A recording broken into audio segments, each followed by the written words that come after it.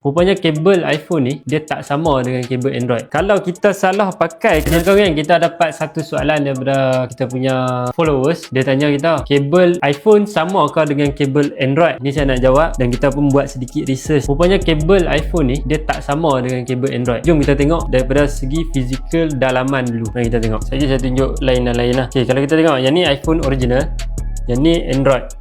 Daripada segi dalaman, kita tengok tu, yang Android yang kena merah ni dia ada semua gigi. Yang iPhone punya dia ada satu gigi rongak. Saya tak pasti tu gigi pasal apa dia buat macam tu, satu tak ada, dan saya pun tak mau kaji lah. Ni daripada segi fizikal yang kita nampak lah. Yang daripada kita tak nampak, kabel dalaman ni pun dia lain. Kabel dalaman lain dan chip dalam kabel kita ni dalam ni ada chip lah. Chip dalam ni pun dia lain. Sebab untuk iPhone dia ada protection voltage dan sebagainya lah.